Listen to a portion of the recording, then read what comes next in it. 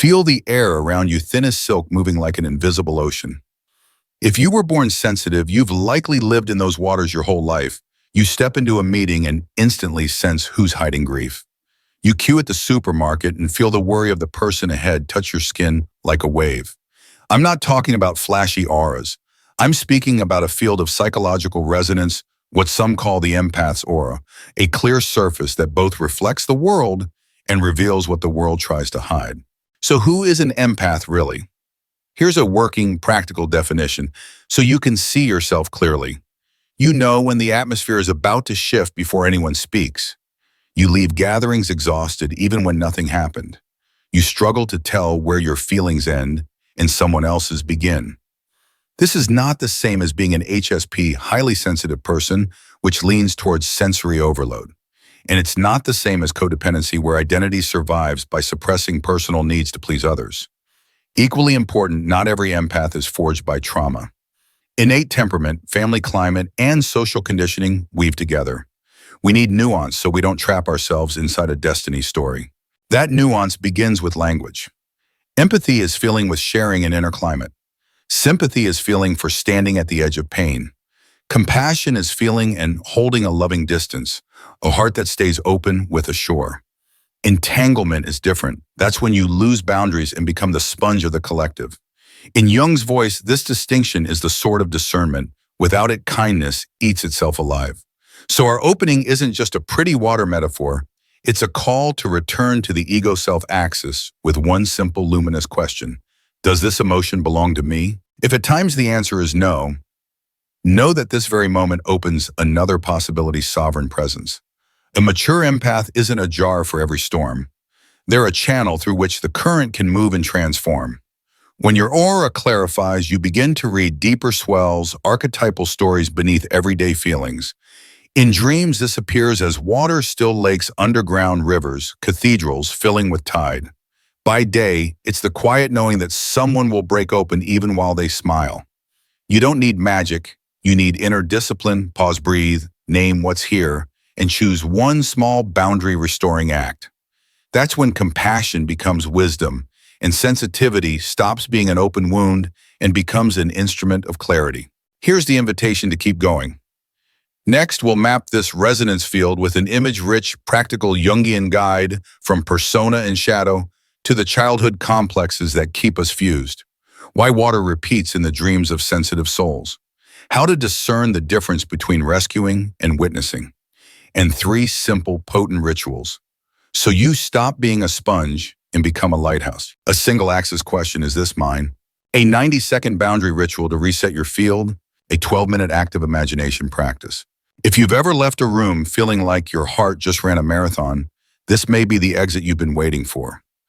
Come further in ahead lies the forest where symbols speak and the path by which you can come home with your light intact. Imagine you step into a quiet room and the atmosphere shifts before the door clicks shut. No one speaks yet. Your body already knows there's an undertow here. In Jung's voice, we'd call it a field of resonance, an invisible lake where every small ripple tells a story. To understand why some of us hear that hidden music so clearly, we need a map that's symbolically deep yet practical enough to walk by. What changes in you the moment a room goes 10? First, a working definition you can use. An empath feels with, to a fine degree, catching microshifts in facial tone, breath, and the weight of the air, and often leaves a gathering tired even when nothing happened. Empaths aren't the same as highly sensitive persons, HSPs. HSPs have lower sensory thresholds, light noise crowding, while empaths attune to emotional symbolic fields.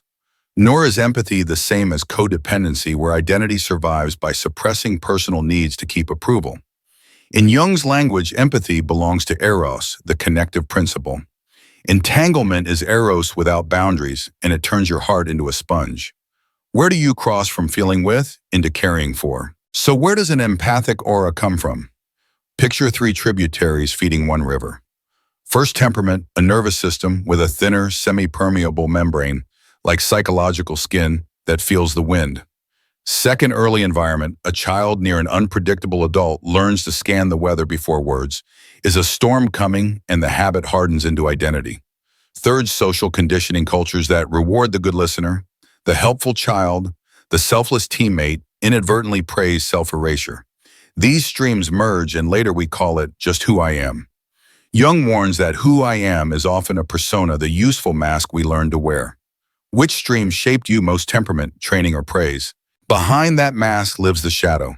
The parts we exiled to earn love, rightful anger, needs creative hunger. The clean word no. For many empaths, the persona becomes the lifter, while the shadow stores misunderstood power. When the persona gets overstretched, a complex and effect-charged knot from early memory flips the switch. A throwaway comment can drop you to the floor or set you on fire. That's the ego sliding off the ego self axis. In plain terms, you're no longer steering. Old memory has the wheel. Have you noticed a tiny cue that triggers a huge inner storm? Concrete scene: Sarah, 35, project manager. Everyone comes to vent. At 7 p.m. she goes home with a chest like stone. Lunch forgotten. Faces bob in her mind. Sarah's persona is safe harbor, but her shadow holds anger that no one asks. And Sarah, a casual "can you finish this report?" hits a mother complex. Love equals usefulness. The complex hums, the ego slips off center, and she nods yes while empty. Time management hacks won't heal a depth psychology wound. What request most often turns your automatic yes on? Don't forget fun, anima, animus. The inner images of relatedness, anima and clarity, decision animus. In women, an untrained animus shows up as the judge, do more.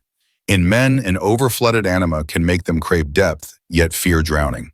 In real life, these figures bundle with complexes, creating that thing you call energy chemistry. Some people drain you in 10 minutes, not because they're bad, but because invisible inner characters are speaking through both of you. Can you sense which inner voice, judge, rescuer, orphan is talking when you're most drained? From here, discernment becomes essential. Jung calls it the sword of the heart. Without it, Eros becomes a chain. Mid-conversation, ask, does this feeling belong to me? If no, imagine setting the wet bundle down like removing a raincoat that isn't yours. Practice a 90-second boundary. Feel your feet for 15 seconds. Breathe 4, 7, 8. Hand over sternum. Whisper, I care and I have limits. Close with a gentle truth. I want to hear you and I can't hold a deep conversation right now. Let's reschedule. That tiny ritual returns the ego to its axis with the self. What boundary sentence could you say kindly today? Boundaries are survival tools. Empathy is feeling with while staying on your own shore. Absorption is leaving shore and getting swept away. Signs you're absorbing: throat tightens in a story that isn't about you. Heart rate spikes during someone else's deadline. You leave carrying their weather like smoke on your skin. Which sign shows up first in your body: throat, chest, or breath?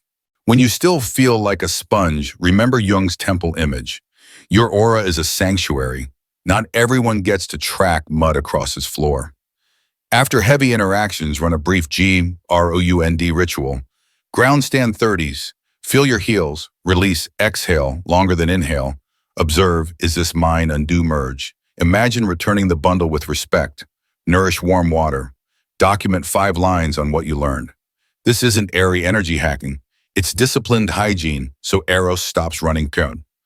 What part of GROUND helps you most today? 2 common traps.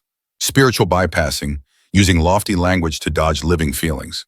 I'm sending love and inflation, identifying with the healer image, until you feel numinous, sliding into the mana personality, fake spiritual power. Both cut you off from the self. The way out is structured humility, occasional hands-on work, direct feedback, daily walks, and when you're losing sleep or re-traumatized, seeing a clinician. Proper care doesn't weaken your aura, it gives it a frame. Where might humility, not more intensity, actually steady you? Everyday drills so this doesn't stay abstract. Coffee with the stormy friend beforehand list. 3 things you can give: 30 minutes of listening, 1 clear question, a hug, and 1 thing you won't give: fixing their life. At 30 minutes, you stand, bless, reschedule if needed.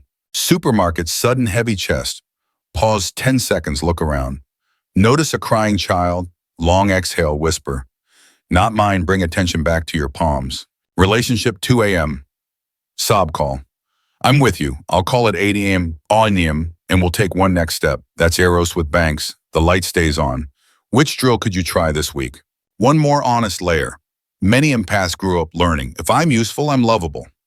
Adaptation, identity, the opposite field. As kids, we tiptoed to keep the house calm.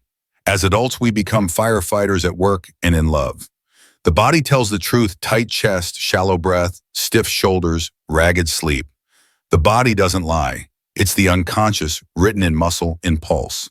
What single body signal warns you you're about to overcarry? From this map, your next steps are simple and small. Choose one boundary sentence, one 90-second ritual, and one return to sender moment per day. In the comments, name one emotion you often carry for others and one warm boundary. You'll try this week. When one person builds a bank, the other learns to swim, and our shared lake grows clearer. Ready to practice the sentence you'll use first. If in the last chapter we map the source, now it's time to wade into the water. The unconscious doesn't argue in concepts. It speaks in scenes: the smell of rain, the creak of wood down a twilight hallway. If you're sensitive, that language shows up not just in dreams, but in daytime life. A room that suddenly feels half a degree heavier, a harmless call that leaves your heart pounding flat on the bed. Jung reminds us image precedes idea. We don't think up meaning. We let meaning rise from the image, the way incense rises from hidden fire. Let's begin with water, the handwriting of the unconscious. A still lake is clarity, a river is movement. The deep sea is what we haven't dared to face. Sensitive people dream of water because they live in denser emotional weather. By night, the dream becomes a mirror of the day's swim. And water isn't only feeling, it's the solvent of truth. Whatever in us is rigid needs to be soaked until it softens. Only then can it be shaped into a life that actually fits. Use the simple 324 formula to decode dreams: 3 questions on waking one small act within 24 hours. Setting: where in my life is this place, home, school, office? Each is a symbolic chapter. Characters: which parts of me are they? Before labeling others, see them as inner tendencies. Avoided feeling: which emotion am I dodging? Confusion: anger, desire, fear. The 24-hour act isn't a fix. It's a symbolic gesture that bridges night and day. Make the phone call. You've delayed: say one clear no. Write 5 lines about what you saw. Try a common, sensitive dream. You're in a subway station. Water covers your ankles, then surges to your chest. From far off, a glaring train barrels in. Read it like this station is a transition zone project or relationship switching tracks. Rising water equals emotions spiking around a change you haven't digested. Bright train equals the energy of an incoming decision or opportunity. Your 24-hour act could be as small as hand to chest. Name the feeling with one word: anxious, mixed joy. Then send the email to postpone or schedule the real conversation. Anything that makes you walk instead of getting swept. Not only water returns, snakes often visit the sensitive life. In Jung's frame, snake is life energy: poison when repressed, medicine when transformed. Snake shedding its skin equals an old cycle falling away. Snakebite can signal it's time to admit a toxin. Unsaid, anger denied desire, eroded boundaries. Your 24-hour act might be an unsent letter or one short sentence you've avoided. I'm not ready for this. Another frequent symbol is the church or sacred space. The container for soul, a vessel strong enough to hold heavy feeling without shattering. If the church floods in a dream, it's an invitation to rebuild your container, a small ritual, steadier sleep, a friend who can hold quiet, an honest confession to yourself. And the forest, it's the threshold where archetypes roam. Forests scare because they aren't straight like highways yet. There are footpaths for those who notice moss and wind. In the forest, you don't win, you learn to listen. These images aren't only nocturnal. A 45-minute Zoom can be a level 3C. You step out feeling the tide pull back, cool sand shoulders, salt at the collarbone. Naming it helps just high tide. Then you start living by tidal rhythm: in, out, give, receive, meet, withdraw. A quiet evening stops being escape. It becomes ebb, the necessary low tide that lets you approach others tomorrow without losing yourself. Between symbols, 2 pits to avoid. First, spiritual bypass: painting things sacred to dodge reality. Not every surge of anger is low vibration to cleanse. Sometimes it's a boundary alarm. Second, inflation, though. I see all posture wearing the robe of the powerful one. Sensitive people need humble discipline. Tell the difference between clean intuition and anxiety speaking in an intuitive voice. Verify with small acts. Never use vision to control others. Neuroscience calls it confirmation bias. Jung called it projection. Both say let truth check you. To anchor amid waves, try a 12-minute active imagination. Choose one symbol from a recent dream. Snake River locked room. Sit upright, breathe slowly, open the scene like a door and let the image lead. Meet the central figure, often a forgotten part of you. The girl in wet shoes, the boy with a torn map, the blackbird at the sill. Ask 3 questions. What have you done for me that I haven't seen? What do you want me to do in the next 7 days? What symbolic offering will help us cooperate? Offerings can be 20 minutes alone, daily, a sprig on your desk, 1 sentence of truth. Write it down, then within 24 hours do exactly 1 promised thing. Not because the image is holy, but because keeping your word to the inner world restores your credibility with yourself. Am I just making this up? A fair question. Active imagination isn't seance. It's creative dialogue between consciousness and the unconscious, like dreaming while awake. The test is pragmatic. What action does it call forth, and what quality does that action bring? More honesty, more warmth, or just more spirals? After a week, if you say no more cleanly, sleep 30 minutes deeper, speak more clearly with loved ones, you're on track. If you're only intoxicated by symbols while avoiding the concrete phone call, pause gently, wash a dish, do a simple task to land. A few ordinary cases make this less misty. In New York, Alex dreams of ships leaving the pier as he arrives. Using 324, he sees he's been postponing difficult emails. His 24-hour act sends a short note, I need 2 more days. That night, the dream shifts. He's not running. He stands on a bridge and watches the ship arrive. In Seattle, Maya dreams of a snake coiled in a kitchen drawer. Morning comes. She opens that very drawer, tosses broken spoons, clears a corner. She weeps not about utensils, but because she just cleared another drawer inside where she stored unsaid sentences.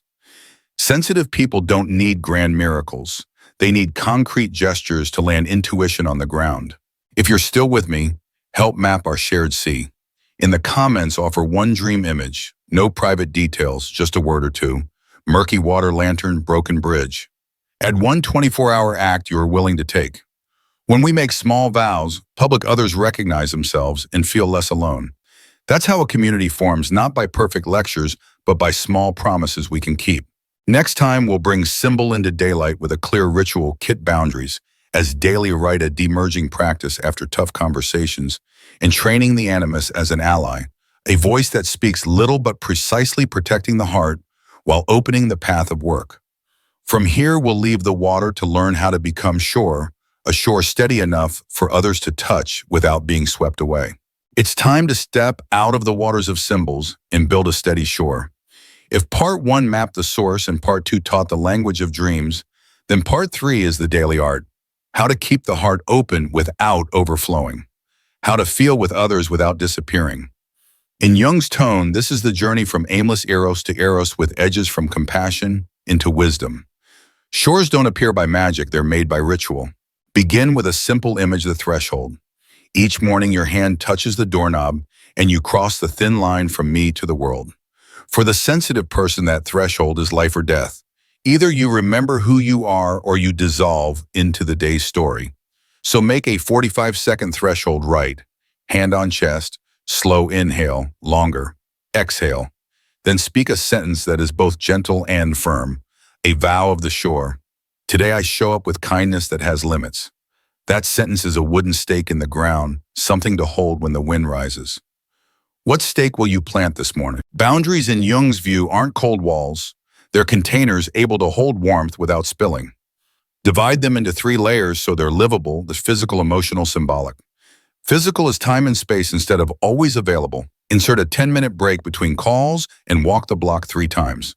Emotional is I language. I need 24 hours to respond. Symbolic is small, meaning-rich gestures. Wash your hands for 30 seconds after a hard talk. Change your shirt. Light and extinguish a candle to mark I'm stepping out of the rescuer role. These little markers look like nothing, but they tell the unconscious your temple is guarded. After emotionally heavy moments, you'll need a quick ritual to unmerge, like docking the boat before night. Use sigh-l, stop. Use it 10 seconds, eyes down. Exhale long. Hear it like a chord. Acknowledge, name it, their sadness, my anger. Let through, imagine the current passing through instead of getting dammed. Seal doesn't banish people. It opens the gate so flow keeps moving and you stop being the dam and become the riverbed. Which part of Seal will you practice today? But a sure isn't only a no, it's also a clear yes. You need an inner voice that can decide an animus made adult. In many sensitives, animus starts as a prosecutor harsh full of shoulds. We retrain him into an advocate, few words, precise words in service of life. Write a 3-point contract and post it where you'll see it. 1. Speak in short sentences tied to concrete action. 2. Guard calendar and sleep like a sanctuary. 3. Choose one doable step in 24 hours instead of giving a speech. Then run a 2-minute inner meeting. You state the context briefly. Animus replies with 3 bullet points. You lock one next action email, scheduling 1 sentence. This is how the inner voice stops judging and starts accompanying. Everyday scenes. Austin Jenna, a night shift nurse, used to stumble home drained. After adopting the threshold right, she doesn't step inside immediately. She stands under the porch and washes hands. Slowly it whispers, "What belongs to them?" I return. "What belongs to me, I keep." She changes shirts at the door, drinks warm water, then hugs her child. 3 weeks later, no more random blow-ups with her husband. She stopped bringing the hospital into the kitchen. Boston Daniel, a creative lead, adds a 10-minute buffer after brainstorms, walks 2 flights of stairs, runs Seal on the landing, then answers Slack. Output didn't drop, conflict did, and ideas aged better. Where could you add 1 buffer today? A stubborn myth says boundaries are selfish. In truth, boundaries are the shape love takes when love must last. Without boundaries, Eros evaporates into rescuing. With boundaries, Eros becomes a warm field where others can grow without feeding on you as their only source of life. This is the ethics of presence. Don't rescue people from their lessons. Sensitives are easily pulled into the wounded healer. It's beautiful and dangerous. You can carry the lamp for a stretch. You cannot carry someone through the forest on your back. You will break and they won't learn to walk. What does lamp not backpack look like in your week? In practice, that ethic sounds like, I can listen for 20 minutes, then we find next support. It looks like referring out when the story exceeds your shoreline, chronic depression, trauma, violence. It includes noticing countertransference when their story hits your tender note, and you start reacting from your wound, not their need. When the tells appear faster, pulse raise, voice urge to fix, run, Seal, then say the truth. This part touches something personal. I need to pause and will return after I take care of myself. Another trap inflation, identifying with power. When intuition lands, a few times of control, fantasies creep in. Jung called it the mana personality, borrowed glow from the unconscious. The antidote is structured humility. Keep a hands-on task. Water plants, wash dishes. Seek frank feedback from a truth-telling friend and remind yourself, not everything I feel is truth. I'll verify with 1 small act. When your light becomes a ruler over others, you've wandered from the self. When it illuminates you first, you're still at home. Bring emotional fairness into organizations. Too often, sensitives become the team's unpaid emotion filter. Put Eros with edges on the calendar, rotate emotional labor, make a 3-minute check-in, a structure not your private burden. Negotiate a 5-minute camera off mid-meeting, end with 1 next step instead of 10 open roads. Often healing isn't more love, it's more form structure. At home, practice the compassionate, no short warm, non-defensive. I care about you, and I can't go that deep tonight. I'm not ready to share about that. I can listen for 15 minutes, then we'll find a plan. Clear is kind. For sensitives, clarity is also fuel. Which 1 sentence, no, will you keep handy? You will slip. You'll nod when you wanted to shake your head. You'll listen too long. You'll flare and feel shame. Remember, you're learning a new instrument, not abandoning your heart. Return to the smallest right you can do now. Drink water. Open a window. Write 3 lines, then tell our community. What's 1 compassionate no you've said lately? What's 1 boundary ritual you love? Your sentence might be the steak someone else needs in a windy hour. From here, we have shore lanterns and a map. Next time, the final part will weave them into a 4-beat day morning alignment, midday edges, late day unmerging night dialogue with the unconscious. We'll close with an image strong enough to carry the mandala symbol of wholeness and an invitation to individuation, not as a luxury, but as the only way a sensitive heart lives long. Ready to finish this crossing gently, but without retreat. Treat today like a full circle. Morning is your first touch with center. Noon is how you keep the riverbanks amid the rush. Afternoon is the rite of giving back what isn't yours, and night is the door into the quiet temple where the unconscious waits. In Jung's key, this is a living mandala. The ego moves around the self without losing the axis. For sensitives, this isn't luxury, it's scaffolding, so a soft heart doesn't shatter. Morning, return to axis. Before the phone, stand by a window. Hand to chest, inhale for 4, exhale for 7, pause for 1 soft beat. Say, today I will be present with kindness that has limits. Invite the enmamas, the inner principle of decision, to sit down for 1 minute. Write 3 short lines, 1 thing to protect sleep. Lunch, 10 phone-free minutes. 1 thing to complete the hard email, the delayed call, and 1 thing to decline a beyond capacity talk, a boundary disrespecting invite. Close with a symbol, a warm glass of water to pour the river into the body, or a small candle to set a lighthouse for the day. Midday, keep the banks. Invisible waves show up the hallway, glance the slack. Ping yesterday's charged stories. Build soft levees throughout the day. Brief pauses, the unconscious understands. Before any call, close your eyes for 3 seconds. What feeling is here? Name 1 word: anxious, eager, impatient, and let it pass like a cloud. In a long meeting request, 60 seconds to turn your camera off, look out a window, drop your shoulders, and exhale slowly. At lunch, sit 5 minutes with your palm on the table's grain, a very old human container, where feelings can rest without shattering. Remember HALT, hungry, angry, lonely, tired, 4 waves that thin your banks. If any, light up, care for that first.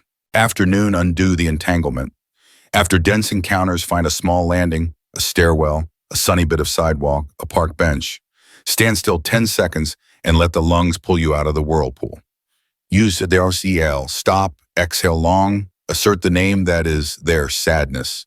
This is my confusion. Let the water pass through you, leaving a clean riverbed. At home, place a tray by the door, your returning ritual. Imagine setting down a line, a look, a leftover feeling, then cross the threshold. If needed, run warm water over your hands for a minute. The stream unpicks the clinging threads. Evening, digital hygiene in the temple of night. Set a device cutoff 1 hour before sleep. This quiet isn't punishment, it's a buffer, so symbols can arrive without interference. Many sensitives mistake silence for emptiness and fill it with feeds. For you, silence is the waiting room of dreams. Water, snake, forest, church arrive on time when the inner lake is still. Night, speak with the unconscious. Write a 1-line dream intention card. Tonight, show me what needs integrating. Fold it like a letter to the deep. Then open a 12-minute active imagination. Invite the image that touched you today, shoreline or even your own eyes in the mirror. Sit tall, breathe slow, let the image live. Don't steer, ask. What do you want me to know? What small step can I take within 24 hours? What symbol do you ask for? Do not be surprised if the answers are simple: a 10-minute walk, an apology, or retiring the chipped mug that keeps you in poverty habit. Power isn't in abstraction, it's in doing one small promised act. When you keep it, the ego learns to trust the self and the mandala closes its circle. Dreams, each fool's mail from the unconscious. Each morning, capture 3 things: 1 image, 1 feeling, 1 action. Pair each dream with a daylight act, vines constricting. Cut 10% of a commitment. Locked room. Schedule a 30-minute no calendar block. Overflowing bowl. Shut notifications at 2 p.m. Repeated small acts teach the mind a new vocabulary, kind safety. Field notes. Ordinary American proof. San Diego. A single mom uses a threshold right at school pickup engine. Off long exhale whisper, I will be the bank. Her kid hops in. They sing the same old song. Chicago, a restaurant floor lead adds a 10-minute buffer between shifts. Walk by the river, say I'll wave to a stranger. He arrives to the next shift without the edge. Portland, a woman sets a water glass as a little lake, writes the intention lights out on time. 3 nights later, she dreams of a bridge and books a long-delayed sleep consult. Another San Diego mom posts an emotional budget on the fridge, 2 listening windows, 15 minutes each. Announced in advance, kids come prepared. Grandma agrees to share support with the church. Brooklyn, a designer's 8:30 p.m. alert, breathe, hands off, slack off. Friends tease, he grins. I want health at 70. Safety note, if recurring nightmares involve violence, paralysis, or you bolt awake in panic, please seek professional support. This path doesn't replace therapy. It helps you arrive to therapy clearer and steadier. No miracles promised, only a way of living so a sensitive heart can live. Community invitation. In the comments, share one morning ritual, one midday, soft levy, one afternoon return, and one night door. You can actually keep it specific, short words, small acts, exact times. When our circles touch, they form a collective mandala, a map that helps others slow down and find their axis. Quiet questions to carry. What single sentence will your animus write today? What soft levy keeps your noon from flooding? What will you set down on the tray at the door tonight? And what one-line dream intention will you fold for the dark? Picture a thin golden circle resting at the center of your chest, a mandala of sovereignty. From parts 1 to 4, we traveled from the source through the language of the unconscious to boundaries in a daily path. Now comes union. The sensitive heart is no longer a sponge. It becomes a tuned instrument, resonant enough to move others, sturdy enough not to crack. In Jung's register, this is the shift from living as a reflex to living as a symbol. Each act a signal to the self, each choice a brushstroke on the mandala. First, meet the shadow of kindness, the rescue impulse. For sensitives, eros relatedness easily hardens into a secret vow. If I'm good enough, no one will hurt. That's a heroic illusion. You steal someone else's lesson and burn out your own light. Practice compassion with edges. You don't pull your hand away from another's pain. You set your hand on stone, a firm base both of you can lean on. That stone is logos, principle, schedule, clean language. When eros leans on logos, love stops spilling. When logos is warmed by eros, rules stop freezing. Sovereignty's mandala is born from this marriage. In relationships, projective identification is the current that sweeps empaths out to sea. Someone can't bear their anger and unconsciously places it in you. Suddenly, you're blazing for no reason. Don't blame swap chairs in imagination. If this feeling is theirs, what is it trying to say? If it's mine, what is it trying to protect? Draw 2 columns. Let logos arbitrate. A single pencil line can save an evening. We must also name transference, countertransference in love the other turns you into good mother, strict father savior. If you're not alert, you turn them into the child who needs me. To love without dissolving, return the archetype to its statue and keep the real person beside you. A simple, de-enchanting line works wonders. When you need me like a parent, my heart wants to cradle you. But I choose the partner role. I'll listen for 20 minutes and will seek extra support. Here you embrace eros while erecting logos. 3 small, honest progress markers. After giving, do you feel lighter or heavier? Lighter equals flow passed through. Heavier equals you became the container. When you say no, do you feel guilt or integrity? Integrity is the subtle hum in your spine, the ego sliding back onto the self's axis. In dreams, is water clearer or murkier? Clear debanks bridges, lamps appear, the vessel is growing. Now 3 unifying rituals where shadow, eros, and logos sit at one table. Ritual 1.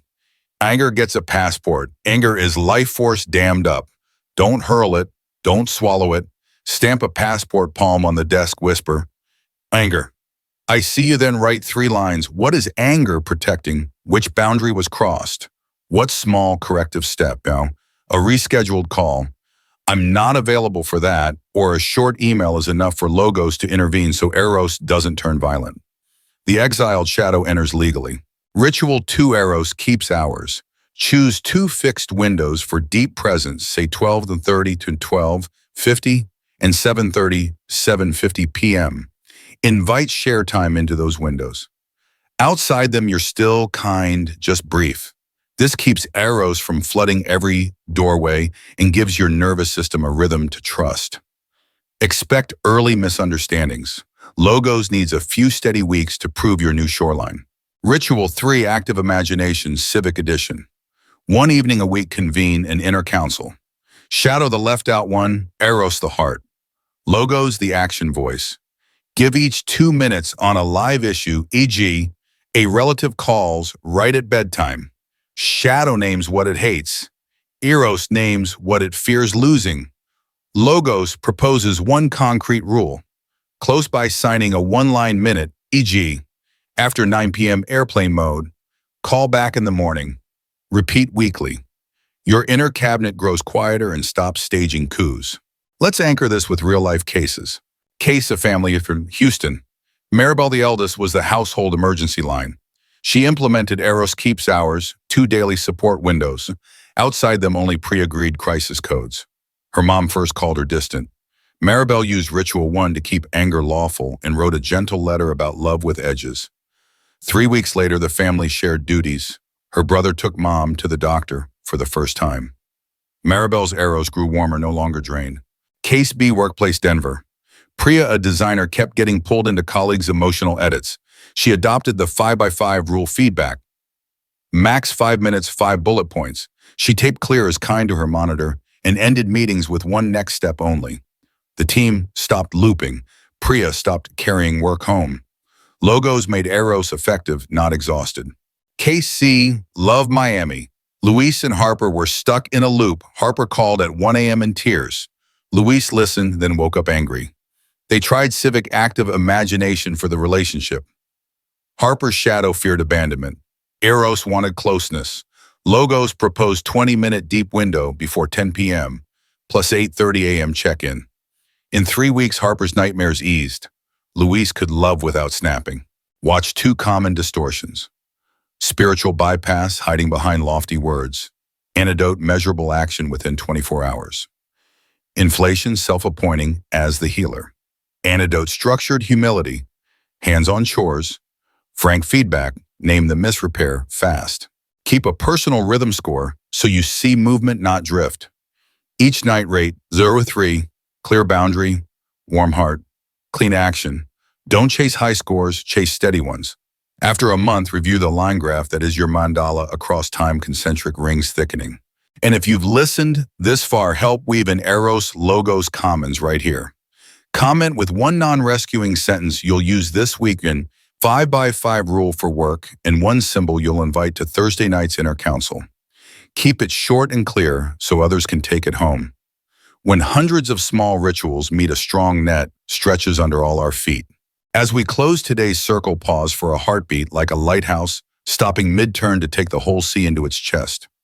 You've traveled with me from the source map, learning why you can hear underground streams through the language of the unconscious, where water snakes, forests, and cathedrals whisper to the daily practice of living boundaries, and finally to the mandala of sovereignty, where Eros is held by Logos. Kindness has edges, and anger is given a passport instead of exile. If there's one thing to carry with you, let it be this: a sensitive heart is not a wound. It's an instrument. When tuned, it vibrates enough to move you and rests enough not to break. From here on, you don't need a warehouse of theories. You need one pocket vow and 3 simple moves. The vow: I keep my heart soft. I keep my shoreline firm. I keep my word to myself. The moves: ask, does this belong to me? Set one warm, clear boundary. I can listen for 20 minutes, then let's reschedule and offer a 24-hour action to any dream or symbol that visits you. Practice steadily. These 3 teach the ego to trust the self, and individuation begins to turn slowly, quietly, as durable as bedrock underfoot. There will be days you slip, nodding yes when you mean no, opening your chest when you're empty, losing sleep to a rush of dreams. Remember, we are not chasing perfection. We are training a rhythm. On the days you slip, return to the smallest things. Warm water, open a window. Write 3 lines of what's here, then go to bed 30 minutes earlier. These simple gestures tell the unconscious your temple is still being kept. And if something rises beyond your banks, panic, repeating nightmares, memories blown wide, reach for a professional companion. We don't use Jung to replace care. We use Jung to care more deeply. One more element makes this journey more human: community. Under this video, leave a marker for yourself and for someone else. One compassionate no. You'll use this week: a morning ritual. You can keep one recent dream image, just a keyword: murky water bridge lantern, and one 24-hour action you're willing to offer. 100 small commitments weave a sturdy net where sensitive hearts can stand without fear of falling. You won't know who is reading your line in the middle of a long night, but somewhere someone will breathe easier because you lit the path. If you felt even a little seen tonight, I invite you to stay. Subscribe so each week we can open a new door. Some weeks, the shadow feminine and the mother complex in everyday life. Some weeks, training the animus, so your inner voice turns kinder and more articulate. Some weeks, dream clinic decoding one dream with 3 questions and a 24-hour act. And if you know someone who leaves conversations with shoulders heavy as stone, share this video like setting a small lamp at their doorway. To help this closing light, in you take one image, a thin gold mandala at the center of your chest, turning very slowly. Each time you say no and your heart stays warm, a new line thickens. Each time you return what isn't yours, another arc brightens. Each time you keep your word to a symbol, one cycle completes. Then one day you walk into a room and do nothing. Just arrive like a lighthouse standing on the shore, and the air changes. People breathe easier, not because you carry them, but because your field reminds them of their own. That's when you understand I and we are not enemies. Your mandala touches theirs, and the shared sea grows calm. If this is your first time meeting Jung in this way, don't worry. No one learns a symphony in an afternoon. Just choose one note to play tomorrow morning. Maybe a hand over your heart at the door whispering the 3-part vow. Maybe a 60-second pit stop after a meeting. Stop, exhale, and acknowledge, label, and name one feeling. Maybe a dream prompt by your bed and a 24-hour act to honor what arrives. Repeated long enough, these single notes become your own music. Low, deep, unshowy, the kind that makes people want to sit nearby. Thank you for walking with me to this edge of shore. Before you go, a parting line. Live like a lamp. Don't chase boats. Don't carry anyone on your back. Stand at the shore, shine steadily, and trust others to find their harbor. If that image soothes you, write one sentence in the comments you want to remember this week. These small lines will become stakes set along our community's beach, so when the wind rises, we still have something to hold. See you in the next video, where we'll explore the ethics of presence in love and work and try a live round of active imagination together. Until then, keep your heart soft, keep your shoreline firm, keep your word to yourself.